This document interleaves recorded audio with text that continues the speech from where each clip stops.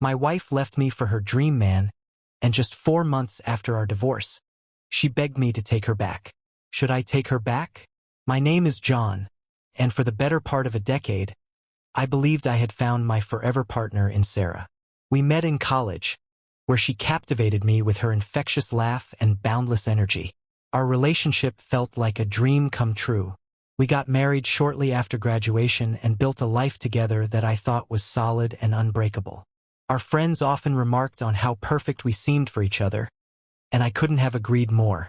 However, a little over a year ago, things started to change.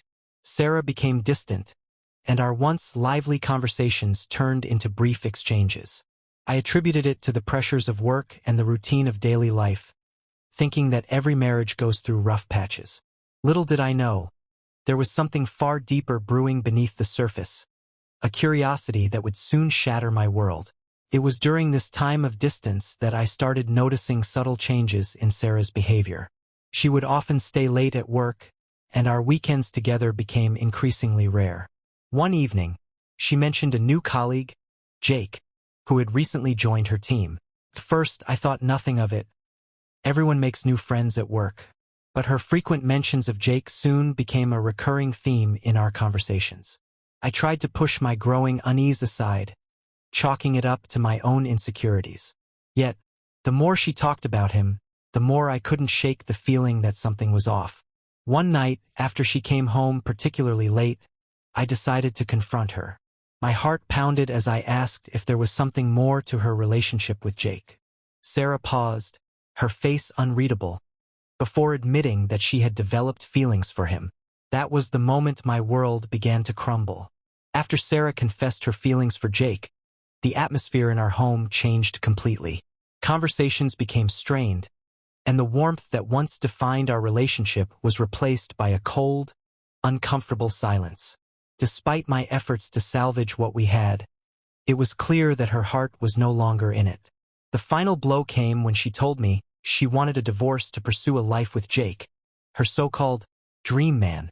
The divorce process was brutal. Each meeting with lawyers and signing of documents felt like a dagger to the heart. The home we built together was divided, our belongings split as if they were mere objects and not memories of a shared life. The emotional toll was immense. Friends and family tried to console me, but their words felt hollow. The woman I had loved and trusted had chosen someone else, and I was left to pick up the pieces of my shattered life. Adjusting to life after the divorce was like learning to walk again. The house, once filled with laughter and shared moments, now echoed with an oppressive silence. I threw myself into work, hoping to fill the void left by Sarah's absence. Weekends, which were once spent exploring new places together, became a time I dreaded, haunted by memories of what we had. Friends urged me to get back into the dating scene, but the thought of opening up to someone new felt impossible. Instead, I focused on rediscovering myself. I picked up old hobbies, started going to the gym, and even joined a local hiking group. Slowly, I began to find a new rhythm and, with time, a semblance of peace. It was during this period of healing and self-discovery that Sarah reached out, throwing me back into the turmoil I had just started to escape. For months had passed since the divorce, and I was beginning to feel like I could finally move on. Then, out of the blue, Sarah called me. Her voice, once so familiar and comforting, now sounded hesitant and unsure. She asked if we could meet, saying she needed to talk. Against my better judgment, I agreed. When we met, she looked different.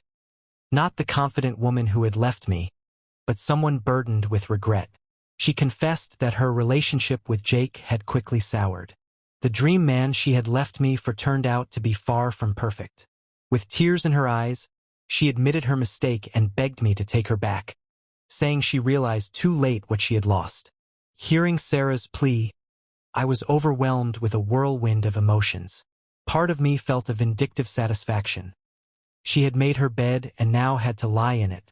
But another part of me, the one that still remembered the good times and the love we once shared, felt a pang of sympathy. Despite everything, I still cared about her. I told her I needed time to think. I couldn't make such a significant decision on the spot. As she left, I felt the weight of the situation settle on my shoulders.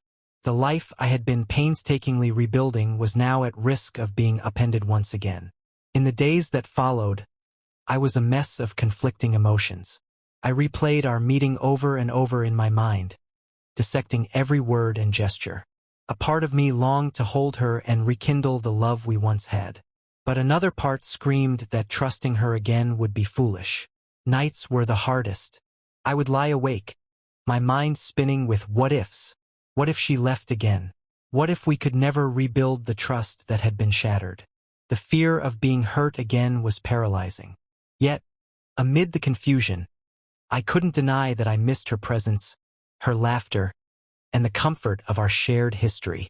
Unsure of what to do, I turned to the people who had supported me through the toughest times, my friends and family. Their reactions were mixed. Some urged caution, reminding me of the pain Sarah had caused and warning me against rushing back into a relationship that had already failed once. Others, however, spoke of forgiveness and second chances, believing that people can change and that love deserved another try. I even sought the counsel of a therapist, hoping for some clarity. The therapist helped me explore my feelings and fears, asking the hard questions. Could I forgive Sarah? Could I trust her again? Was I considering reconciliation for the right reasons? Or was it simply out of loneliness and a desire to return to the familiar? These questions swirled in my mind, making the decision even more complex. With advice from loved ones and a clearer understanding of my own feelings, I began to weigh the pros and cons of taking Sarah back.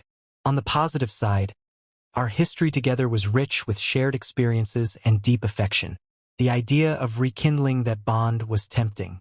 Additionally, I had grown during our separation, and I believed I could approach the relationship with a fresh perspective and better communication. On the flip side, there were significant drawbacks. The betrayal I felt was still fresh, and the fear of repeating the same mistakes loomed large. Rebuilding trust would be a monumental task, and I questioned whether Sarah's reasons for returning were genuine or driven by her own recent disappointments. I knew that any decision I made would impact not just our future, but my own emotional well-being and happiness. As I pondered my decision, memories of our time together flooded my mind. I remembered the early days of our relationship, how we'd spent weekends exploring new cities, the way she laughed at my jokes, and the comfort of simply being in each other's presence.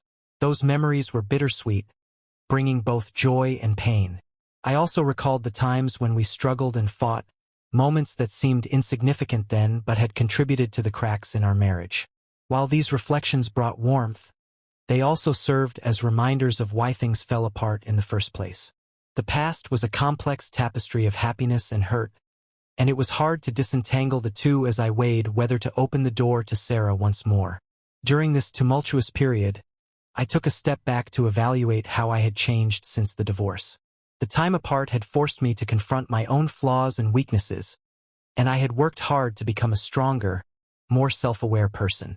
I learned to embrace my own company, to find fulfillment in activities and friendships that had once taken a back seat. I realized that the divorce, painful as it was, had been a catalyst for personal growth. I was no longer the same person who had been hurt and abandoned. I was someone who had rediscovered their own strength and resilience. As I considered the possibility of taking Sarah back, I had to ask myself whether I was ready to reopen old wounds, or if I had truly moved beyond the shadows of the past. After much contemplation and soul-searching, I reached a decision. Despite the emotional turmoil and the deep love that still lingered, I chose not to take Sarah back. The pain of her betrayal was too fresh, and the trust that had been shattered could not be easily repaired. I realized that returning to the relationship would mean risking my newfound stability and happiness. I knew that moving forward meant accepting the end of our story and focusing on my own future. It was a difficult choice, one that I didn't make lightly, but I believed it was the right one for my well-being. I needed to honor the progress I had made and not let the past dictate my future.